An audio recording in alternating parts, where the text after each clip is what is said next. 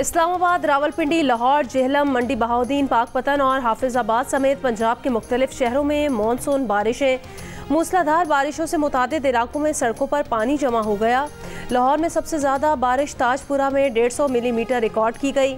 बारिश के दौरान लेस्को के 133 फीडर स्ट्रिप कर गए। जेहलम में भी बिजली की फराहमी मुअत्तल।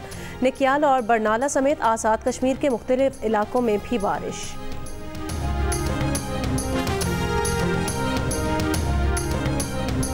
मुल्क के मुख्तलिफ शहरों में फ्लावर मिल्स की हड़ताल दूसरे रोज़ भी जारी। गंदम की फराहमी मुअत्तल होने से आटे के किल्लत के खदशात। फ्लावर मिल्स एसोसिएशन के रहनुमा कहते हैं विद होल्डिंग टैक्स के फैसले को वापस लिए जाने तक एहतजाज जारी रहेगा। मखसूस नशस्तों के उसूल के लिए सुन्नी इत्तेहाद काउंसिल की दरख्वास्त पर सुप्रीम कोर्ट आज दोपहर 12 बजे फैसला सुनाएगी। फुल कोर्ट बेंच ने जुमेरात को मुशावरत मुकम्मल कर ली। सुन्नी इत्तेहाद काउंसिल के मखसूस नशस्तों के लिए दरख्वास्त पर सुप्रीम कोर्ट ने मंगल को फैसला महफूज किया था। पेशावर हाई कोर्ट ने सुन्नी इत्तेहाद काउंसिल को मखसूस नशस्तें ना देने का इलेक्शन कमीशन का फैसला बरकरार रखा था, जिसे सुन्नी इत्तेहाद काउंसिल ने सुप्रीम कोर्ट में चैलेंज किया है।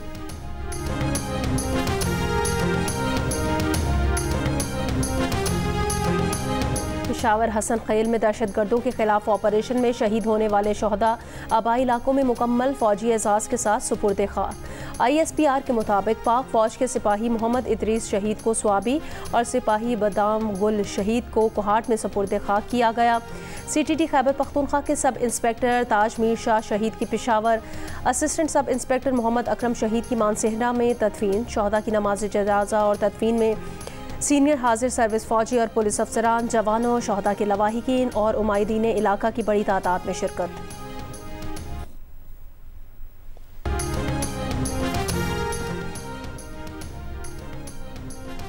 फ़लस्तीन में जामे और पायदार अमन तक नेटो के अंदर इसराइल से ताउन कबूल नहीं करेंगे।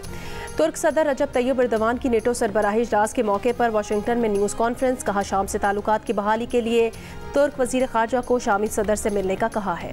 और world championship of legend Tehreek Insaf के रुकने कौमी असम्बली सरदार लतीफ़ खोसा ने कहा कि इस बात पर सुप्रीम कोर्ट के 13 जजेस बशमूल चीफ जस्टिस काजी फाइज ईसा मुत्तफिक हैं कि इलेक्शन कमीशन ने तहरीक इंसाफ का इंतखाबी निशान बल्ला ख़त्म करके चीफ जस्टिस काजी फाइज ईसा के फैसले की गलत तशरीह की। जियो न्यूज़ के प्रोग्राम कैपिटल टॉक में गुफ्तगू। मुस्लिम लीग नून के कौमी असम्बली में चीफ व्हिप डॉक्टर तारिक फजल चौधरी ने कहा कि सियासी जमातों ने होश के नाखून ना लिए तो मामलात ऐसी बंदगनी में जा सकते हैं कि किसी सियासी जमात के पास मजीद सियासत के लिए मौका ना रहे। याददाश्त गई या जबान फिर फिसल गई।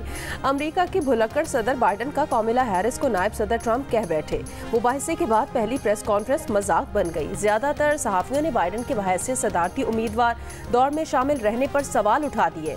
बाइडन ने कहा वो सदारती इलेक्शन लड़ने के सबसे ज्यादा अहल हैं। पहले भी ट्रंप को हराया था, अब भी हराएंगे।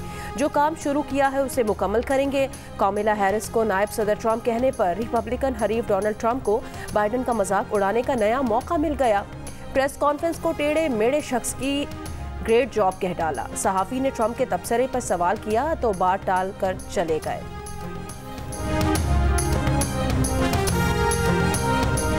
अमेरिका के भुलक्कड़ सदर बाइडन के सर पर रूस के सदर पुतिन सवार। यूक्रेन के सदर ज़ेलेंस्की को गलती से रूस का सदर पुतिन कह बैठे।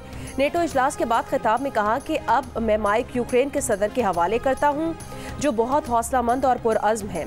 ख़वातीन और हजरात, अब सदर पुतिन बात करेंगे। बाइडन ने सदर ज़ेलेंस्की को सदर पुतिन कहने की गलती का फ़ौरन ही एहसास कर लिया और कहा कि सदर ज़ेलेंस्की सदर पुतिन को हराएंगे। झिझक मिटाते हुए साथ ही कहा कि वो सदर पुतिन को हराने पर बहुत ज़्यादा तवज्जो रखे हुए हैं।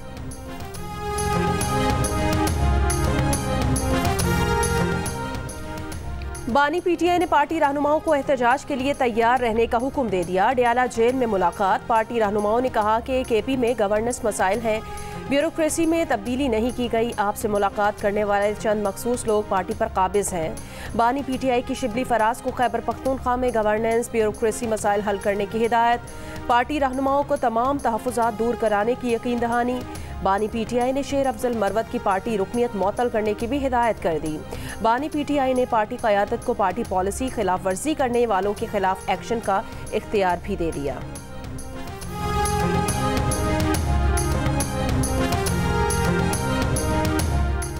बाजोड़ के ज़िमनी इंतखाब में गंडापुर सरकार को बड़ा झटका। हुक्मरान जमात पहली, दूसरी और तीसरी पोजीशन भी हासिल न कर सकी। अवामी नेशनल पार्टी के उम्मीदवार निसार बाज ने 11,926 वोट लेकर मैदान मार लिया। आज़ाद उम्मीदवार नजीब खान 10,622 वोट लेकर दूसरे नंबर पर रहे। जमात इस्लामी के आबिद खान 10,593 वोटों के साथ तीसरे नंबर पर रहे। PTI का हिमायत याफ्ता सुन्नी इत्तेहाद काउंसिल का उम्मीदवार चौथी पोजीशन हासिल कर सका। 5 माह पहले PTI के हिमायत याफ्ता आज़ाद उम्मीदवारों ने खैबर पख्तूनख्वा में लैंडस्लाइड फतह हासिल की थी।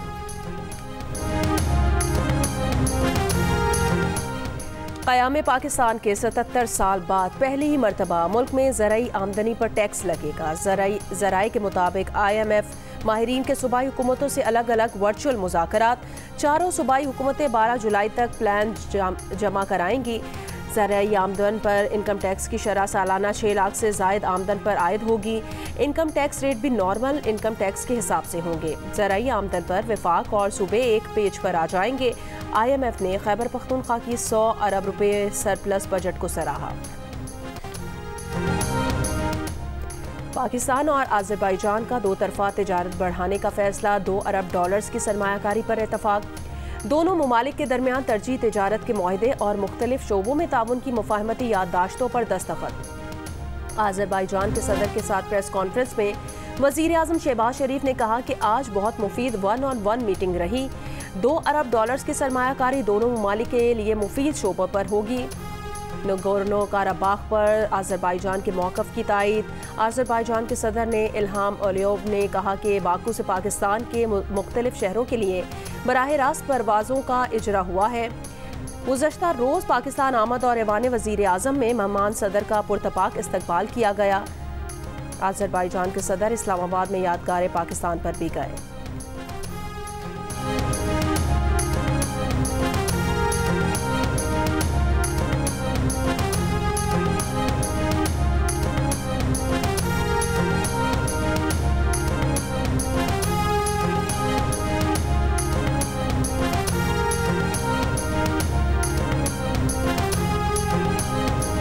डॉलर 300 या 400 रुपए पर जाने का मफरूज़ा ख़त्म हो चुका। डॉलर की कीमत मुस्तहकम रहेगी। IMF से इसी महीने नया मुआहिदा हो जाएगा। वज़ीर ख़ज़ाना मोहम्मद औरंगज़ेब का ऐलान। कहा IMF प्रोग्राम की वजह से दीगर इदारों से फ़ंड्स मिलना शुरू हो गए हैं। मुल्क के मजमूई मौशी इशारे मुस्बत हैं। दरामदात के लिए कोई पाबंदी नहीं, अदायगियों का कोई बोझ नहीं, कोई चीज़ मसनूई तरीके से कंट्रोल नहीं की जा रही। सेनेट की कायमा कमेटी बराए ख़जाना के इजलास में गुफ्तगू।